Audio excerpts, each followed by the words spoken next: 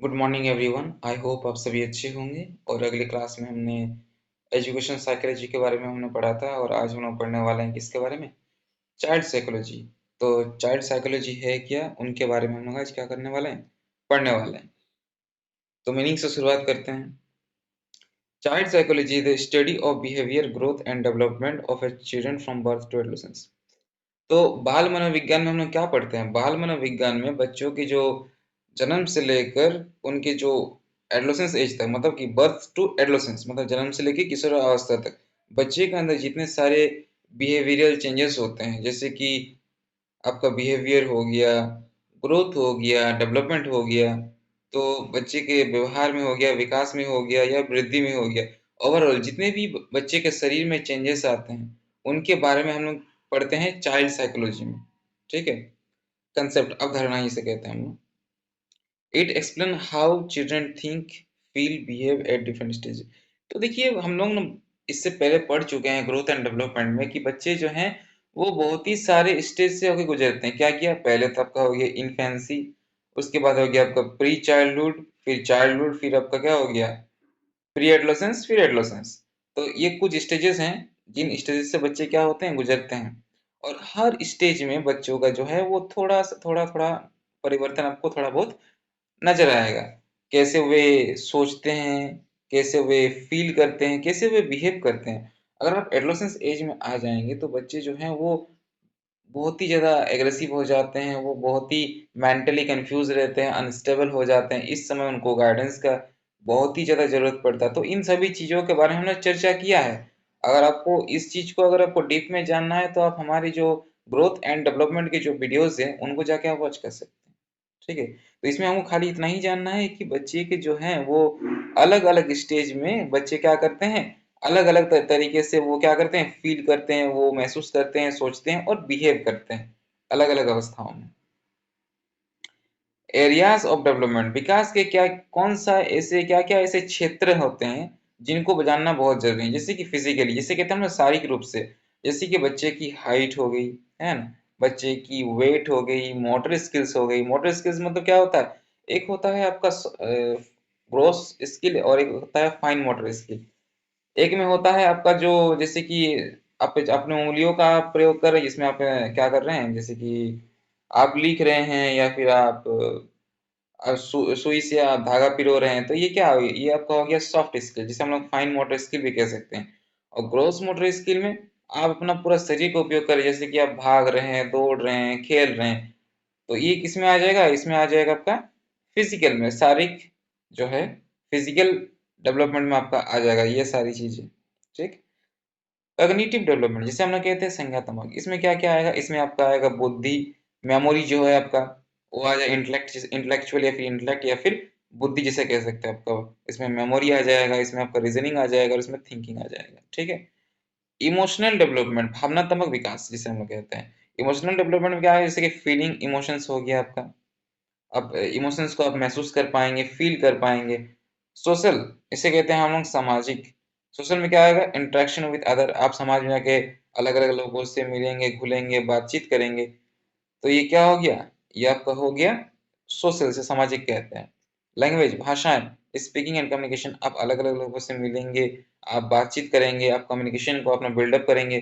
जैसे जैसे आपका इन्वायरमेंट होगा, मान लीजिए आप इंडिया से बाहर अमेरिका चले गए, वहाँ पर 90% लोग जो हैं वो 100% लोग वहाँ पर क्या बोलते हैं? वो इंग्लिश बोलते हैं। अब आपका वातावरण जो है वो इंग्लिश का, आपका एनवायरनमेंट जो है वो फुल्ली इंग्लिश इंग्लिश चल रहा था। वहाँ पर रहते हुए आप इंग्लिश स्पीकिंग बहुत ही अच्छी तरह से कर पाएंगे और लोगों के साथ कम्युनिकेट, आप लोगों से बातचीत करना, लोगों से अच्छी तरह से जुड़ पाएंगे। जैसे भारत में हिंदी बहुत ज़्यादा प्रचलित भाषा है। भारत में आप जहाँ भी जाइए आप हिंदी बहुत ही जल्दी सीख सकते हैं और लोगों के साथ कम्युनिकेट भी कर सकते हैं। जैसे कि एग्जांपल में समझ सकते हैं, a small child learn language by imitating by parents. एक छोटा सा बच्चा है, वो क्या करता है, बच्चे क्या करते हैं, माता पिता के नकल करते हैं। और जैसे जैसे वो, जैसे कि आप बच्चे के क्या करते हैं, देखिए, जो आपके माता हो गए वो क्या करते हैं, जैसे बोलते हैं बच्चे को माँ बोलो, तो वो माँ माँ माँ ऐसे करके वो रिपीट करने की कोशिश करते हैं। तो वो जैसे जैसे वो मुंह को हिलाते हैं, तो उसी तरह बच्चे नकल भी करते हैं अपने मम्मी का, जो होंठ देख के वो भी नकल करने की कोशिश करते हैं। और उसी तरह से वो क्या करते हैं, इमिटेटिंग करके, वो नकल करके वो भाषा को क्या करते हैं, बहुत ही जल्दी सीख जाते हैं। ये एक आप एग्जाम्पल समझ सकते हैं। नेचर, प्रकृति जिसे कहते हैं, क्या क्या नेचर्स होते हैं चाइल्ड साइकोलॉजी के, चले जानते हैं। डेवलपमेंटल, इसे कहते हैं विकासात्मक, studies different stages like infancy, childhood and adolescence. इसमें क्या होता है, डेवलपमेंट, विकास के जो स्तर है वो बहुत ही अलग अलग लेवल से होके आते हैं। जैसे कि इससे पहले हम बात किए थे इन्फेंसी, चाइल्डहुड और एडोलेसेंस, तीन तरह के स्टेजेस होते हैं। इसमें आपका प्री चाइल्डहुड चाइल्डहुड आ जाएगा, और इसमें प्री एडोलेसेंस एडोलेसेंस, इसमें दो दो एक एक स्टेज एक्स्ट्रा ऐड हो जाते हैं, ठीक है। इंडिविजुअल डिफरेंसेस, जैसे व्यक्तिगत विभिन्नताएं, एवरी चाइल्ड ग्रो डिफरेंटली, हर एक जो बच्चे होते हैं वो अलग तरीके से बड़े होते हैं। देखिएगा, हर बच्चे की सीखने की जो स्तर है वो अलग अलग होती है। दो बच्चे कभी भी एक जैसे नहीं हो सकते हैं, चाहे उनका हाइट हो गया, चाहे उनका सीखने का स्तर हो गया, मतलब फिजिकल, कॉग्निटिव, इमोशनल, सोशल, हर तरीके से अगर आप देखे जाएं तो बच्चे की जो सीखने की जो स्तर है वो हर लेवल में आपको अलग अलग नजर आएगी। होलिस्टिक डेवलपमेंट क्या आ जाएगा, फिजिकल, मेंटल, इमोशनल, सोशल, इन सभी चीजों के बारे में तो होलिस्टिक मतलब ऑल ओवर डेवलपमेंट में हम लोग बात कर सकते हैं। तो होलिस्टिक डेवलपमेंट में क्या फोकस करता है, इसमें फोकस करता है बच्चे का क्या हो, ओवरऑल डेवलपमेंट हो। कंटिन्यूअस प्रोसेस, निरंतर प्रक्रिया, डेवलपमेंट इज कंटिन्यूअस, डेवलपमेंट जो है, विकास जो है वो क्या, वो निरंतर चलने वाली प्रक्रिया है, वो कभी रुकती नहीं है, वो क्या होती है, वो कंटिन्यूअस चलती रहती है। साइंटिफिक, वैज्ञानिक, based on observation and research. Scientific में क्या होता है, ये किसके ऊपर बेस्ड होता है, ये बेस्ड होता है, ये ऑब्जर्वेशन और रिसर्च के ऊपर ये बेस्ड होता है। Predictive, helps helps predict future behaviour, predict future behaviour. ये अगर आप बच्चे के चाइल्ड साइकोलॉजी, बच्चे का मेंटल स्थिति अगर आपको अच्छी तरह से पता होगा तो आप क्या कर सकते हैं, बच्चे का जो फ्यूचर है आप प्रिडिक्ट कर सकते हैं कि बच्चे आगे चल के क्या बन सकते हैं, इनकी क्या क्या ऐसी संभावनाएं हैं, वो क्या क्या आगे कर सकते हैं। तो इन चीजों को समझने में आसानी होती है। इम्पोर्टेंस, क्या क्या महत्व है, अंडरस्टैंडिंग लर्नर्स, विद्यार्थियों को समझना। Teachers understand student needs, interest and abilities. देखिए, अगर बच्चे अगर सॉरी अगर टीचर्स अगर चाइल्ड साइकोलॉजी को अच्छी तरह से समझ सकते हैं तो टीचर्स जो हैं वो लर्नर को, मतलब जो विद्यार्थी हैं उनको बहुत ही अच्छी तरह से समझ सकते हैं, और उनके इंटरेस्ट के अनुसार, उनके जरूरत के अनुसार, उनके एबिलिटी के अनुसार, ठीक है, मतलब उनके क्षमता, उनके जरूरतें और उनके रुचि के अनुसार क्या कर सकते हैं, टीचर उनको पढ़ाएंगे और उनके अनुसार लेसन्स प्लान करेंगे, तो बच्चे क्या होंगे, किसी भी टॉपिक को, किसी भी लेसन्स को बहुत ही जल्दी, बहुत ही आसानी से समझ सकते हैं। इफेक्टिव टीचिंग, प्रभावी शिक्षण जिसे हम लोग कहते हैं। Help in selecting suitable teaching method, अगर प्रभावी शिक्षा नीति को अगर अपनाया जाए, मतलब इफेक्टिव टीचिंग को अगर अपनाया जाए तो इससे क्या होती है, इससे मदद मिलती है टीचर को एक सूटेबल मेथड यूज करने के लिए। अगर टीचर एक सूटेबल मेथड अगर चूज करे तो बच्चे क्या होंगे, बहुत ही अच्छी तरह से किसी भी कंसेप्ट को सीख सकते हैं। क्लासरूम मैनेजमेंट, कक्षा प्रबंधन, maintain discipline and positive environment. Class में क्या होंगे, पॉजिटिव इन्वायरमेंट, मतलब नकारात्मक सोच नहीं होगी, हमेशा सकारात्मक सोच होगी, और क्लास में डिसिप्लिन मेंटेन होंगी, तो बच्चे क्या होंगे, उस माहौल में अच्छी तरह से सीख सकते हैं और अच्छी तरह से खुद को ढल भी सकते हैं। गाइडेंस एंड काउंसलिंग, मार्गदर्शन एवं काउंसलिंग, इसे क्या कहते हैं, मार्गदर्शन भी कह सकते हैं, गाइडेंस और काउंसलिंग दोनों ही मार्गदर्शन के रूप में आते हैं। Helps student in solving personal and academic problem. देखिए, अगर टीचर या फिर पेरेंट्स बच्चे को बहुत ही अच्छी तरह से गाइड करें तो बच्चे क्या होंगे, उनके जो प्रॉब्लम सॉल्विंग हो गए, जो पर्सनल प्रॉब्लम्स हो गए एडolescents के लाइफ में, बहुत ही ज्यादा पर्सनल प्रॉब्लम्स होते हैं, उनको वो आसानी से सॉल्व कर पाएंगे। और एकेडमिक प्रॉब्लम्स जैसे कि हाई स्कोर लाना, अच्छा परफॉर्म करना क्लास में, अगर टीचर उनको सही तरह से गाइडेंस करे, अच्छी तरह से पढ़ाएं, तो बच्चे क्या होंगे, एकेडमिक जो प्रॉब्लम्स है उसको भी सॉल्व कर पाएंगे और पर्सनल प्रॉब्लम्स को भी अच्छी तरह से सॉल्व कर पाएंगे। तो इनमें इसमें किन किन का सबसे ज्यादा रोल महत्वपूर्ण है, इनमें पेरेंट्स का और टीचर्स का बहुत ही ज्यादा रोल है। अगर ये दोनों ही व्यक्ति, पेरेंट्स और टीचर्स दोनों ही, अगर चाइल्ड साइकोलॉजी का दोनों ही के पास अच्छी तरह से नॉलेज होगा तो ये बच्चे से अच्छी तरह से डील कर पाएंगे, इनको अच्छी तरह से संभाल पाएंगे और इनके अनुसार इनको सलाह, मार्गदर्शन और शिक्षा भी दे सकते हैं। Motivation, encourage student to learn actively. Teachers क्या कर सकते हैं, स्टूडेंट को मोटिवेट कर सकते हैं ताकि बच्चे क्या होंगे, एक्टिवली बच्चे क्या करेंगे, सीखेंगे और समझने की कोशिश करेंगे। इवोल्यूशन, मूल्यांकन जिसे कहते हैं हम लोग। तो देखिए हर 6 महीना या फिर हर 3 महीना में हम लोग या फिर मंथली बेसिस पे हम लोग क्लास में टेस्ट लेते हैं। इससे क्या होता है, इससे जो स्टूडेंट्स होते हैं वो खुद को जान पाएंगे कि मेरा क्लास में क्या परफॉर्मेंस है, हमें और कितनी अच्छी तरह से पढ़ना चाहिए और कितना पढ़ना चाहिए ताकि हम क्लास में और अच्छा परफॉर्म कर पाए। तो इवोल्यूशन जो है, मूल्यांकन जो विधि है, वो टीचर्स को अपनाना चाहिए और रेगुलर बेसिस पे करना चाहिए। रेगुलर में समझते किसी मंथ में ले लिए या फिर 6 महीना या फिर एक साल में एक बार आप ले लिए। तो इससे क्या होंगे, बच्चे अपने आप को ट्रैक कर पाएंगे और सही डायरेक्शन में अपने आप को ले आएंगे। और इससे क्या होंगे, इससे बच्चे क्लास में अच्छा परफॉर्म कर पाएंगे। Teacher identify slow learner and provide extra help. और इससे टीचर्स को भी मदद मिलती है। इस कैसे मदद मिलती है, टीचर जो है वो जो स्लो लर्नर्स है, जो बहुत ही धीरे धीरे सीखते हैं, उन बच्चों को टीचर आइडेंटिफाई कर पाएंगे कि देख पाएंगे ये बच्चे जो हैं वो बहुत ही धीरे धीरे सीखते हैं। और उन बच्चों के ऊपर टीचर्स क्या करेंगे, एक्स्ट्रा ध्यान देंगे और अच्छी तरह से उनको पढ़ाएंगे। तो बच्चे क्या करेंगे, बहुत ही जल्दी सीख पाएंगे, ताकि उनको टीचर एक्स्ट्रा हेल्प करेंगे, उनको एक्स्ट्रा मटेरियल्स एक्स्ट्रा पढ़ाएंगे। तो उनके करियर में और अच्छी तरह ग्रोथ उनको नजर आएंगी और वो आगे बहुत ही अच्छी तरह से परफॉर्म कर पाएंगे।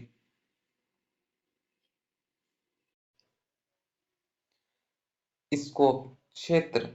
तो एजुकेशनल साइकोलॉजी के क्या क्या ऐसे क्षेत्र हैं, क्या क्या इसके स्कोप हैं, इसके बारे में हम लोग जानने की कोशिश करते हैं। Educational psychology has a wide scope because it studies all factors related to teaching and learning।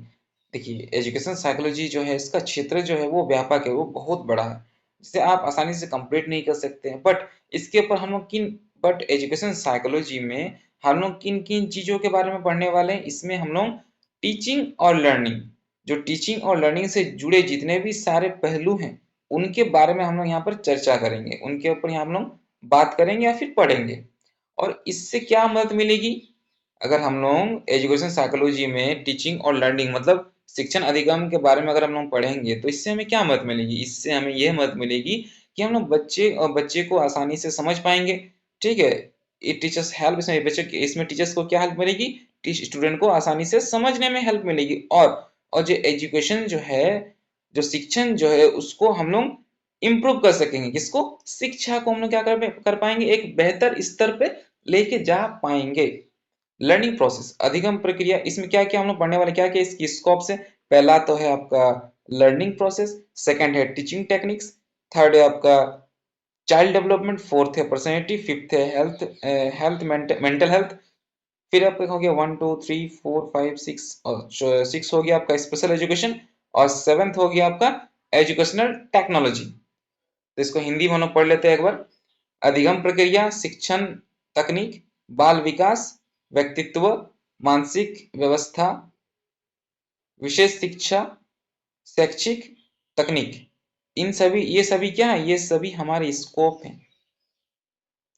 तो पहला जो स्कोप है लर्निंग प्रोसेस, अधिगम प्रक्रिया, इसमें हम लोग क्या पढ़ते हैं, क्या सीखते हैं। It study how student learn, remember, understand and apply knowledge. It explain learning theories, habits, memory, attention and motivation. यह अध्ययन कराता है कि विद्यार्थी कैसे सीखते हैं, याद रखते हैं, समझते हैं और ज्ञान का प्रयोग करते हैं। इसमें अधिगम, सिद्धांत, आदत, स्मृति, ध्यान और प्रेरणा शामिल है। देखिए इसमें हम लोग किस चीज के बारे में पढ़ते हैं, इसमें हम लोग इस चीज के बारे में पढ़ते हैं कि स्टूडेंट कैसे किसी चीज को, किसी कंसेप्ट को वो क्या करते हैं, वो याद रखते हैं। ठीक है, उसको समझते हैं, कैसे सीखते हैं, कैसे सीखते हैं, कैसे लर्न मतलब कैसे सीखते हैं, कैसे उस चीज को याद रखते हैं, फिर उस चीज को समझते हैं। तो इन सभी चीजों के बारे में हम लोग जानेंगे और नॉलेज को कैसे अप्लाई करते हैं, इन सभी चीजों के बारे में लर्निंग प्रोसेस में हम लोग जानेंगे। इट एक्सप्लेन लर्निंग थ्योरीज, इसमें क्या चीज, लर्निंग के जो सीखने के जो सिद्धांत है, अधिगम के जो सिद्धांत है, उन सभी सिद्धांत को क्या किया गया, इसमें बताया गया, एक्सप्लेन किया गया है। जैसे कि हैबिट्स, मेमोरी, अटेंशन, मोटिवेशन, सिद्धांत, आदत, स्मृति, ध्यान और प्रेरणा शामिल है। ये सारी चीजें इसमें क्या है, इन सारी चीजों के बारे में एक्सप्लेन किया गया है। इसमें लर्निंग प्रोसेस में। तो लर्निंग प्रोसेस क्या है, लर्निंग प्रोसेस एक तरह का ऐसा प्रोसेस है जिसमें हम लोग स्टूडेंट सीखते हैं कि कैसे पढ़ना है, समझना है और सीखना है। और इन सभी चीजों को किस में अप्लाई करते हैं, नॉलेज में अप्लाई करते हैं इन सभी चीजों को, ठीक है, एजुकेशन में अप्लाई करते हैं। और इन सभी चीजों को लर्निंग प्रोसेस जो थ्योरी है उसमें इन सभी चीजों को एक्सप्लेन किया गया है, चाहे थ्योरी के माध्यम से, हैबिट के माध्यम से, मेमोराइजेशन, अटेंशन और मोटिवेशन के माध्यम से। एक एग्जांपल से समझते हैं, why some student learn quickly और सम स्लोली। तो लर्निंग प्रोसेस एक तरह का इसमें हम लोग को बताता है कि कुछ बच्चे जो हैं वो बहुत ही जल्दी शिक्षा जो है, कोई भी चीज हम लोग पढ़ाते हैं, या फिर मान लीजिए मैं आपको साइंस का कोई टॉपिक पढ़ा रहा हूँ, चाहे मैटर का टॉपिक पढ़ा रहा हूँ, और मैटर का टॉपिक मतलब मैटर क्या बोलते हैं, शायद पदार्थ बोलते हैं हिंदी में। तो हम आपको उस टॉपिक को पढ़ा रहे हैं और उस टॉपिक को कुछ बच्चे जो हैं वो बहुत ही जल्दी सीख लेते हैं, बट कुछ बच्चे जो हैं उस टॉपिक को आसानी से समझ नहीं पाते, उनको समझने में दिक्कतें आ सकती हैं। तो इस चीज का आंसर जो है वो लर्निंग प्रोसेस हमें देती है कि क्या क्या क्या ऐसे तकनीक, क्या ऐसे थ्योरीज को हम लोग अपनाएं, क्या क्या अगर उसको हम लोग मोटिवेट करेंगे तो वो क्या उतनी जल्दी सीख पाएंगे। तो इन सभी चीजों का आंसर जो है वो लर्निंग थ्योरी देता है कि हम लोग कौन सा ऐसा मेथड, कौन सा ऐसा टेक्निक यूज करेंगे जो बच्चा बहुत ही जल्दी सीख सके। और इन सभी चीजों को एक्सप्लेन कौन करता है, लर्निंग प्रोसेस एक्सप्लेन करता है। टीचिंग टेक्निक्स, शिक्षण तकनीक, it helps teacher choose effective teaching method. देखिए टीचर्स, टीचिंग टेक्निक्स क्या करते हैं, शिक्षण तकनीक क्या करते हैं, टीचर को मदद करते हैं, किस चीज में मदद करती हैं, उनको एक इफेक्टिव टीचिंग मेथड, मतलब एक ऐसा टीचिंग मेथड हम लोग यूज करेंगे, ऐसे एक शिक्षा सिखाने का प्रक्रिया हम लोग इस्तेमाल करेंगे ताकि बच्चे जो हैं वो बहुत ही जल्दी आसानी से कोई भी कंसेप्ट को समझ सकें। अकॉर्डिंग टू एज, बच्चे का जो एज है उसके एज के अनुसार लेसन प्लान करेंगे या फिर टीचिंग मेथड हम लोग यूज करेंगे, उसके एज के अनुसार, उसके इंटरेस्ट, उसके एबिलिटी के अनुसार, बच्चे के सीखने की जो क्षमता है उसके अनुसार हम लोग क्या करेंगे, लेसन प्लान करेंगे और उस हिसाब से ही उनको सिखाएंगे। और उनके इंटरेस्ट के अनुसार, ये नहीं भूलना कि उनके इंटरेस्ट के अनुसार नहीं, उनके इंटरेस्ट के अनुसार हम लोग को सिखाना है। इट इम्प्रूव्स क्लासरूम टीचिंग, और इसमें क्या होगा, क्लासरूम में जो हम लोग बच्चे को सिखाएंगे वो क्या होंगे, वो बहुत ही प्रभावी रूप से शिक्षा हम लोग दे पाएंगे अगर हम लोग टीचिंग टेक्निक्स का इस्तेमाल करेंगे, शिक्षण तकनीक का हम लोग इस्तेमाल करेंगे।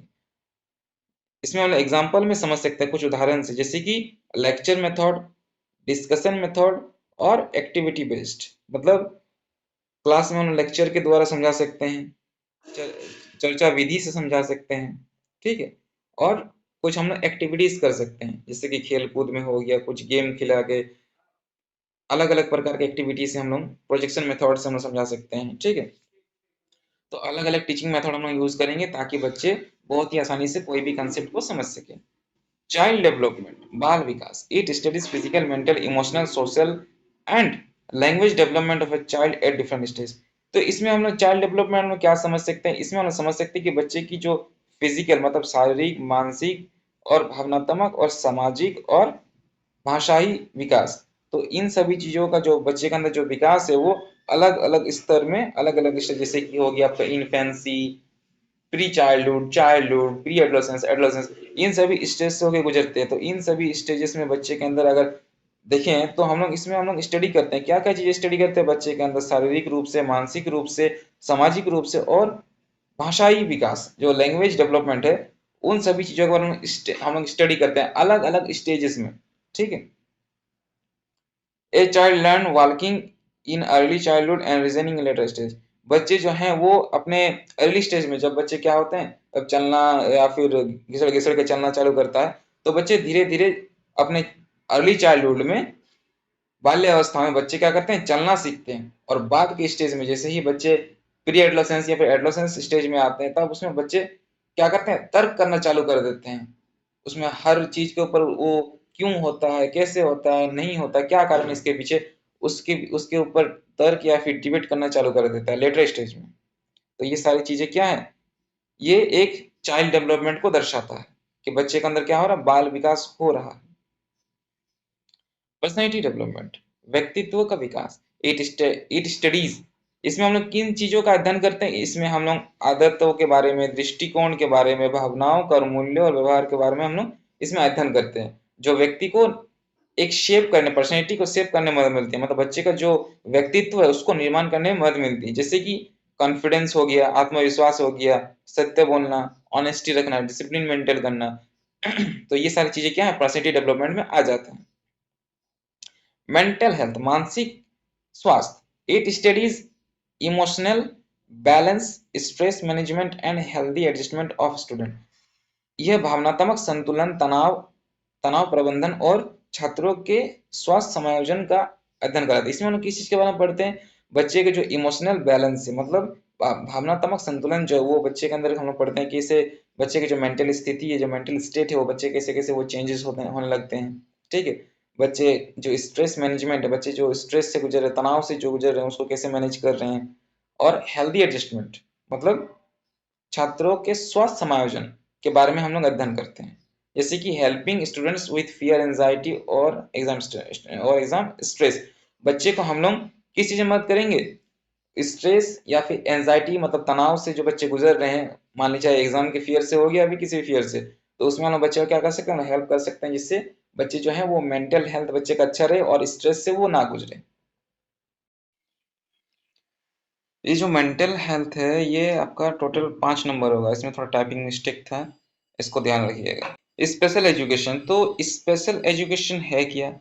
It studies the education of children with disability और special need and way to support them. देखिए, स्पेशल एजुकेशन जो है वो किन बच्चों के लिए रिक्वायरमेंट होती है? वो उन बच्चों के लिए जरूरत होती है या फिर आवश्यकता होती है उन बच्चों के लिए जिनका जो फिजिकली रूप से जो बच्चे क्या है, डिसेबल है। अब फिजिकली रूप से डिसेबल मतलब मान लीजिए किसी को सही तरीके से बच्चे जो हैं वो देख नहीं पाते हैं, ब्लाइंड पर्सन है, सुनने में उन्हें दिक्कत है, जो जल्दी सीख नहीं पाते कुछ चीजों को, तो ऐसे बच्चों को सिखाने के लिए हमें क्या चाहिए? एक स्पेशल एजुकेशन की सहायता चाहिए, या फिर एक ऐसा स्पेशल एजुकेशन होना चाहिए हमारे सिस्टम में। ठीक है। 7th नंबर पॉइंट क्या है? एजुकेशनल टेक्नोलॉजी, शैक्षणिक तकनीकें। तो हमें क्या करना चाहिए? हमें मॉडर्न टूल्स का इस्तेमाल करना चाहिए, जैसे कि स्मार्ट बोर्ड हो गया, है ना? देखिए, smart classes, projector, computer, online learning apps. तो इन सारी चीजों का हमें इस्तेमाल करना चाहिए। क्यों इस्तेमाल करना चाहिए? ताकि बच्चे जो हैं वो बहुत ही आसानी से सीख सकें। और जितना हम लोग मॉडर्न टेक्नोलॉजी का यूज करेंगे, शैक्षिक तकनीकी यूज करेंगे, न्यू न्यू टेक्नोलॉजीज का इंट्रोड्यूस करेंगे हम लोग अपना क्लासरूम में, बच्चे और ज्यादा जल्दी उन सभी चीजों को सीखेंगे जो आप क्लास में पढ़ाएंगे। तो स्कूल ऑफ साइकोलॉजी है क्या? मनोविज्ञान के प्रमुख विचारधाराएं क्या क्या थे जानते हैं? व्यवहारवाद, बिहेवियरिज्म के ऊपर। तो meaning, behaviourism studies observable behaviour and ignore mental process. तो बिहेवियरिज्म जो है वो मेंटल प्रोसेस को जो है उसको कंप्लीटली इग्नोर करता है। और वो किसके ऊपर ज्यादा ध्यान देता है? वो ऑब्जर्वेबल बिहेवियर के ऊपर ध्यान देता है। मतलब वो जो बिहेवियरिस्ट है वो लोग समझते हैं कि अगर बच्चे को हम लोग एक्सटर्नली ज्यादा मोटिवेट करें, मतलब रीइंफोर्समेंट का यूज करें, मतलब क्या, पनिशमेंट और रिवॉर्ड का, अगर मतलब दंड या फिर पुरस्कार, उन विधियों का यूज करके हम लोग बच्चे को और अच्छी तरह से सिखा सकते हैं। ये किनका मानना है? ये मानना है बिहेवियरिज्म का। बिहेवियरिज्म जो है मतलब बिहेवियरिस्ट जो है वो उनका मानना है। और ये क्या करते हैं? ये ऑब्जर्वेबल बिहेवियर को जो है वो स्टडी करते हैं, और मेंटल जो प्रोसेस है, सीखने की जो मस्त जो दिमागी रूप से बच्चे जो सीखने की जो क्षमता है उसको कम्प्लीटली इग्नोर कर देता है। ठीक है। इसके कौन कौन प्रमुख थिंकर्स थे, प्रमुख मनोवैज्ञानिक कौन कौन थे? एक है B.F. स्किनर। इन्होंने ऑपरेंट थ्योरी और रीइंफोर्समेंट थ्योरी मतलब प्रचलन, प्रबंधु और प्रबलन सिद्धांत इन्होंने दिया है। कौन? B.F. स्किनर ने। John B Watson, founder of behaviourism. John B Watson जो हैं वो किनके फाउंडर थे? वो बिहेवियरिज्म के जनक थे, मतलब व्यवहारवाद के ये जनक थे। Said psychology must study behaviour only. उन्होंने कहा कि मनोविज्ञान को केवल व्यवहार का अध्ययन करना चाहिए। Ivan Pavlov gave classical conditioning theory. Ivan Pavlov ने क्लासिकल कंडीशनिंग थ्योरी दिया था। शास्त्रीय अनुबंधन सिद्धांत दिया था इन्होंने। ठीक है। Educational psychology of educational philosophy of behaviourism. शिक्षा में व्यवहारवाद का दर्शन। Learning by doing and repetition, अभ्यास और क्रिया से सीखना। इनका मानना है, जो बिहेवियरिज्म जो है, बिहेवियरिस्ट जो है, जो बिहेवियरिस्ट के ऊपर जो साइकोलॉजिस्ट थे उनका ऐसा मानना था। मतलब हिंदी में कहा जाए तो जो व्यवहारवाद के जो दार्शनिक थे, दर्शन जो थे, जो खोजकर्ता थे उनका ऐसा मानना था कि किसी भी कार्य को सीखने के लिए उसको बार-बार उनको अभ्यास से ही सीखा जा सकता है। ठीक है? किसी भी काम को अगर मान लीजिए कोई चीज़ आपको याद नहीं हो रहा, आप उसको बार-बार लिख-लिख के या फिर बोल-बोल के कंटीन्यूअसली उस चीज़ को दोहरा रहे हैं, तो इससे क्या होंगे आपके दिमाग में वो फीड होते रह रहा है और कहीं न कहीं जाके आपके सबकॉन्शियस माइंड में ये बैठ जाएगा और उस चीज़ को आप बहुत ही अच्छी तरह से एक्सप्लेन कर पाएँगे या फिर याद कर पाएँगे। ठीक? रिवॉर्ड एंड गुड बिहेवियर अच्छे व्यवहार को पुरस्कार देना। अगर आप अच्छे व्यवहार कर रहे हैं तो आपको क्या दिया जाएगा? आपको पुरस्कार दिया जाएगा। Correct and wrong behaviour through discipline अगर आप कोई गलत व्यवहार कर रहे हैं तो उसको आपको डिसिप्लिन से अनुशासन से आपको सुधारा जाएगा। सेट क्लियर ऑब्जेक्टिव्स आपको स्पष्ट लक्ष्य जो है उसको आपको क्या करना होगा? निर्धारित करना होगा। आपको क्लियर ऑब्जेक्टिव्स क्या आपका लाइफ का उद्देश्य है, क्या गोल है आपको पहले ही आपको सेट करना पड़ेगा। टीचर कंट्रोल लर्निंग एनवायरनमेंट और टीचर को जो लर्निंग एनवायरनमेंट है, जो वातावरण है टीचर के द्वारा उसको क्या किया जाएगा? कंट्रोल किया जाएगा। जो सीखने की जो प्रक्रिया है उसको क्या किया जाएगा? किनके द्वारा कंट्रोल किया जाएगा? टीचर के द्वारा। ऐसा किनका मानना है? व्यवहारवादी जो दार्शनिक है उनका ऐसा मानना है। उनका ऐसा कहना है कि अगर हम लोग बच्चे को एक्सटर्नली मोटिवेट करें, एक्सटर्नली अगर प्रेरणा दें, उनको एक्सटर्नली गाइड करें, तो बच्चे क्या होंगे? बहुत ही जल्दी कोई भी चीज़ को सीख सकते हैं और समझ सकते हैं। प्रिंसिपल ऑफ बिहेवियरिज्म है क्या? व्यवहारवाद के सिद्धांत है क्या? Behaviourism believes that learning take place through interaction between learner and environment. तो बिहेवियरिज्म का ऐसा मानना है, उनका ऐसा बिलीव करते थे कि जो लर्निंग जो है वो कैसे होते हैं? वो इंटरेक्शन होते हैं। किन-किन के बीच इंटरेक्शन? एक लर्नर और एनवायरनमेंट तो लर्नर और एनवायरनमेंट के बीच की जो इंटरेक्शन होता है उससे क्या होता है लर्निंग जो होती है वो टेक प्लेस होती है it explains behaviour through stimulus इसमें एक्सप्लेन करता है बिहेवियर जो है वो स्टिमुलस मतलब उत्तेजना के द्वारा क्या होते हैं बिहेवियर को एक्सप्लेन किया गया है उत्तेजना के आधार पर प्रतिक्रिया के आधार पर प्रबलन और अनुबंधन के आधार पर समझा जाता है ठीक है मीनिंग अर्थ क्या है स्टिमुलस इज ए इवेंट और सिचुएशन स्टिमुलस एक इवेंट एक घटना या फिर एक ऐसा परिस्थिति है जो रिएक्शन करने में मतलब प्रतिक्रिया उत्पन्न करती है ठीक है a response is a behaviour show after stimulus प्रतिक्रिया वो व्यवहार है जो उत्तेजना के बाद दिखाई देती है तो मतलब प्रतिक्रिया जो रिस्पॉन्स जो है वो ऐसा एक व्यवहार है जो स्टिमुलस के बाद क्या करती है वो जो बिहेवियर है वो शो करती है किसके बाद स्टिमुलस के बाद वो बिहेवियर शो करती है स्टिमुलस मतलब क्या होता है stimulus is equal to response stimulus का मतलब उत्तेजना रिस्पॉन्स के बराबर होता है ठीक है जैसे कि एग्जाम्पल से समझते हैं एक टीचर जो है वो आपसे क्वेश्चन पूछ रहा है और स्टूडेंट क्या हो रहा है जवाब दे रहा है ये क्या है टीचर ने क्वेश्चन पूछा तो स्टिमुलस हुआ और उसके बाद क्या किया स्टूडेंट ने रिएक्शन दिया तो वही चीज है देखिए यहाँ पर आ गया ये देखिए टीचर ने क्वेश्चन पूछा स्टिमुलस उत्पन्न हुआ उत्तेजना उत्पन्न हुआ और उसके उसके प्रतिरूप क्या हुआ जो स्टूडेंट है उन्होंने क्या किया उन्होंने जवाब दिया वही चीज है जैसे कि बेल जो है घंटी जो है वो क्या हुआ बजी और घंटी बजने के बाद क्या हुआ क्लासरूम में आप एंटर कर गए या फिर ऐसा मान सकते हैं जैसे कि लंच पीरियड जो होता है जब टिफिन का टाइम होता है 10 बजे या फिर 11 बजे तब जब वहाँ पर बेल वाले भैया जो आपके अंकल होते हैं स्कूल में वो घंटी बजाते हैं तो फिर हम लोग क्या करते हैं टिफिन विफिन लेके दौड़ के हम लोग कहीं बैठ के कहीं पे खाने चले जाते हैं हम लोग तो ये सारी चीज़ें हम लोग समझ सकते हैं कि एग्जाम्पल है पहले क्या हुआ बेल बजी तो स्टिमुलस हुआ और ये क्या है आप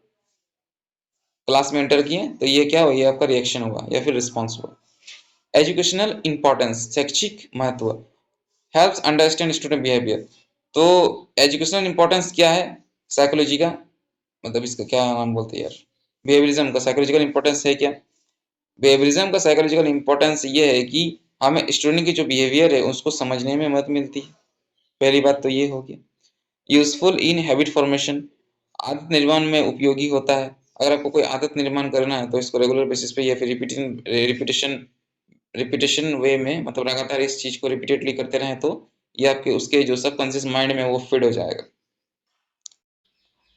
रीइंफोर्समेंट प्रबलन तो रीइंफोर्समेंट होता क्या है तो देखिए रीइंफोर्समेंट एक तरह का ऐसा प्रक्रिया है जिसको हम लोग अगर रिपीटेड मतलब लगातार या फिर 2 बार 3 बार 4 बार अगर हम लोग लगातार किसी काम को हम लोग करते रहें तो उसका क्या है ना उसका जो संभावना है उसका जो चांस है वो क्या होता है वो बढ़ जाता है कि वो चीज जो है वो बिहेवियर में शामिल हो जाए बचपन में बच्चे क्या होते हैं, स्कूल जाने से घबराते हैं, तो पेरेंट्स क्या करते हैं, उनको डेली स्कूल भेजते हैं। एक दिन भेज दिया, 2 दिन भेज दिया, 3 दिन भेज दिया, 7वां दिन भेज दिया।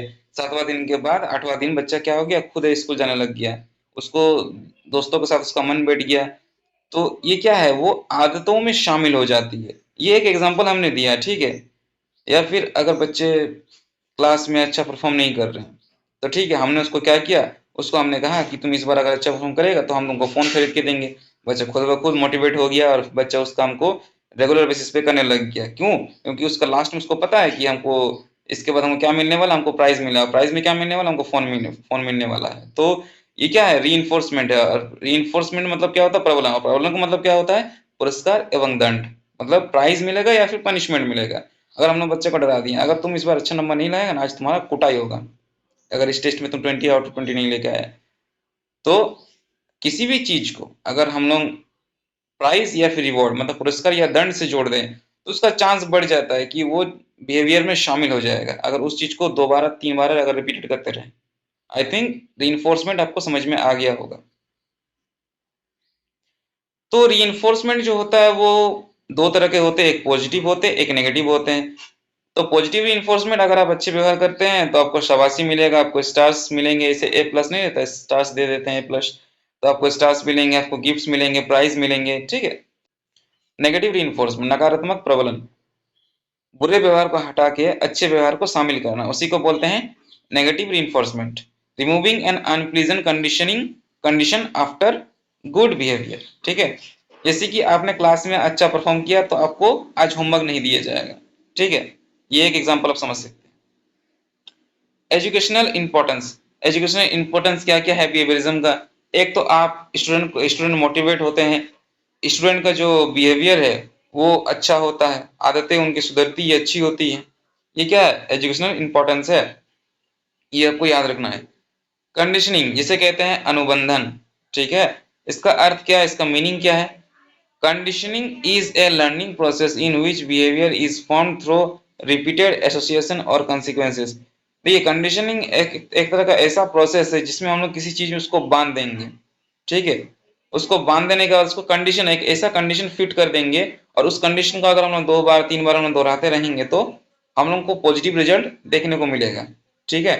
टाइप्स ऑफ कंडीशनिंग, अनुबंधन के प्रकार, अनुबंधन के प्रकार। क्लासिकल कंडीशनिंग शास्त्रीय अनुबंधन जिसे इवान पैवलोव ने दिया था। Learning by association between two stimulus, bell plus food plus elevation. इसको हम लोग एक बहुत ही अच्छा एग्जांपल से समझते हैं ताकि आपको बहुत ही आसानी से समझ में आए। ये जो एग्जांपल है बच्चों, ये इवान पेवलोव के कंडीशनिंग के ऊपर बेस्ड है, ठीक है।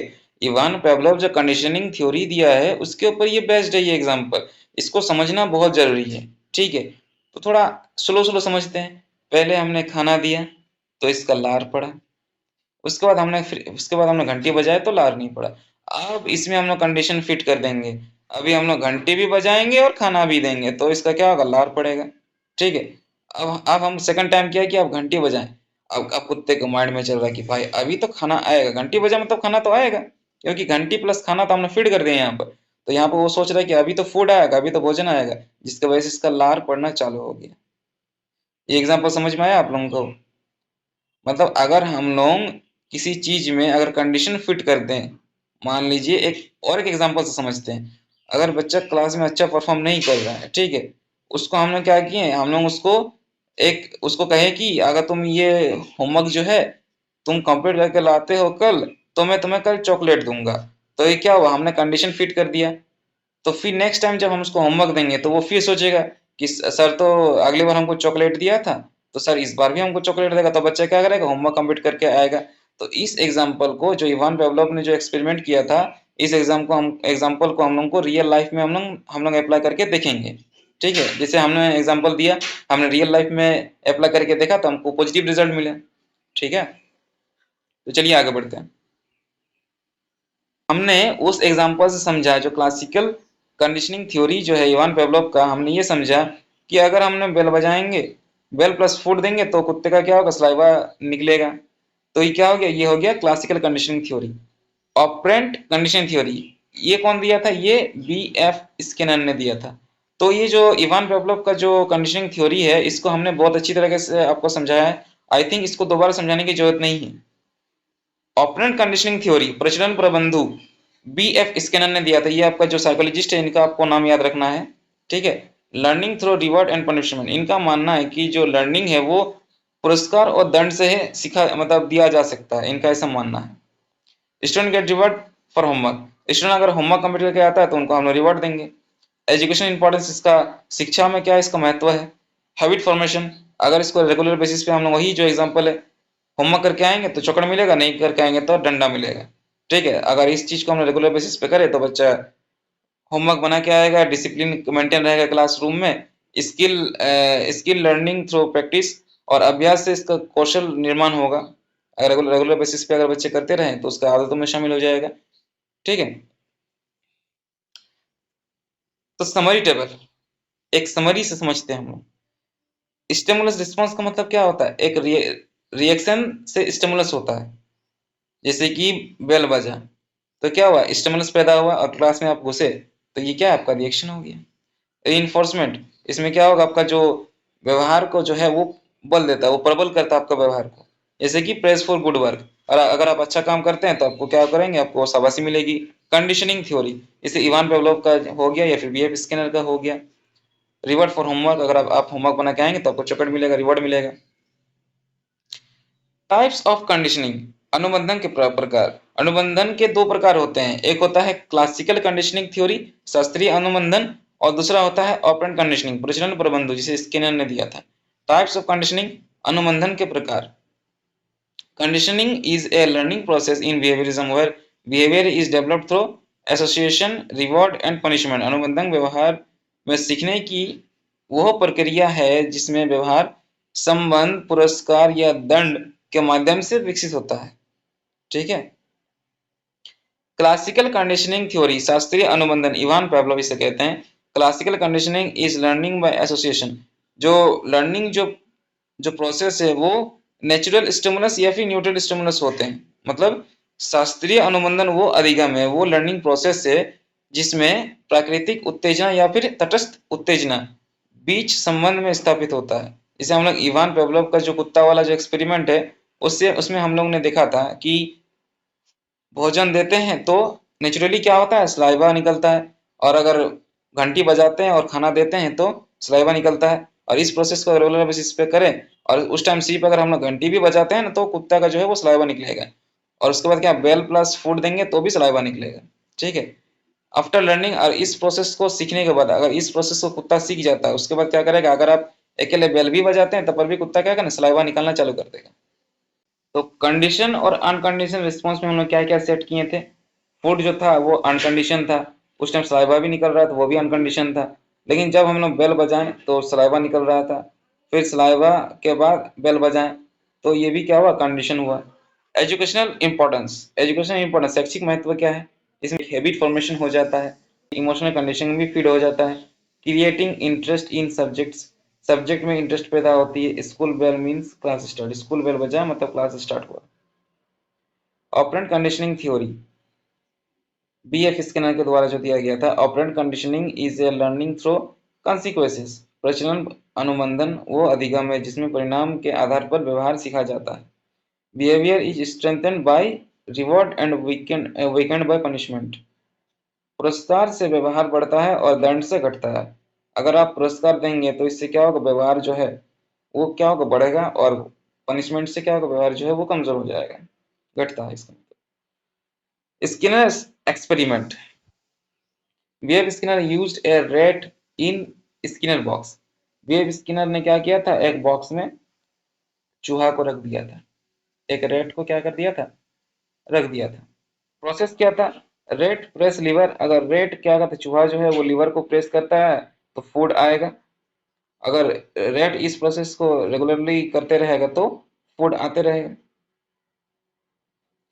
बिहेवियर, रिवॉर्ड, रिपीटेशन, अगर बिहेवियर के साथ अगर आप रिवॉर्ड जोड़ देंगे और इसको अगर रिपीटेशन मेथड में करते रहेंगे तो बच्चा इस चीज को रेगुलर बेसिस पे करते रहेगा, क्योंकि रिवॉर्ड पाने के चक्कर में। इस एक्सपेरिमेंट को हम लोग किसी और क्लास में बहुत अच्छी तरह से समझेंगे, क्योंकि क्लास जो है वो बहुत लंबा हो रहा है। मेन कंसेप्ट रीइंफोर्समेंट, इसका मेन कंसेप्ट क्या है? रीइंफोर्समेंट है, रिवॉर्ड है, पनिशमेंट है, और क्या है? Repetition of desire behaviour. और रिपीटेशन करेगा क्यों? उस डिजायर बिहेवियर को प्राप्त करने के लिए। Educational importance, use praise and reward in classroom. Praise मतलब पुरस्कार और दंड क्लासरूम में यूज करना पड़ेगा हम लोगों को। इम्प्रूव डिसिप्लिन, इससे डिसिप्लिन इंप्रूव होगा। इंक्रीज मोटिवेशन, मोटिवेशन बढ़ेगी, प्रेरणा भी बढ़ेगी, इससे बच्चे मोटिवेट रहेंगे। Student get stars for completing homework. Student homework complete करने के बाद उसको क्या मिलेगा? स्टार्स मिलेगा। Difference between classical operant and operant conditioning. Ivan Pavlov जो एक साइकोलॉजिस्ट है और बिहेवियर स्किनर, इनका क्या क्या डिफरेंसेस है इनको जानते हैं। इसमें स्टिमुलस एसोसिएटेड है, इसमें क्या लर्निंग प्रोसेस में इसका स्टिमुलस एसोसिएटेड है, इसमें है क्या कंसिक्वेंसेस, इसका परिणाम इसमें शामिल है, इसमें उत्तेजना शामिल है। रिस्पॉन्स ऑटोमेटिक इसमें रिस्पॉन्स होता है, इसमें वॉलंटरी बिहेवियर होता है इसमें। एग्जाम्पल जैसे बेल बजा तो रिस्पॉन्स दिया, इसमें होमवर्क कंप्लीट किया तो रिवॉर्ड मिला। गैस्ट्रॉल थ्योरी, इसको हम लोग किसी और क्लास में देखेंगे, इसको हम लोग ना बहुत ही डिटेल्ड वे में समझेंगे। इसमें एक क्लास में इसको समझाना संभव नहीं है, तो इसको हम लोग अभी स्किप करते हैं। थैंक्स फॉर वॉचिंग प्रामाणिक एसएससी। आई होप आप सभी को आज का क्लास समझ में आया होगा। अगर समझ में नहीं आया तो आप इस क्लास को रिपीटेड वे में देख सकते हैं, बार बार दोहराइए, देखिए। अगर नहीं समझ में, फिर भी समझ में नहीं आता, आप हमें टेलीग्राम में या फिर व्हाट्सएप में मैसेज कीजिए, और हमारे चैनल को सब्सक्राइब करना ना भूलें। Thank you.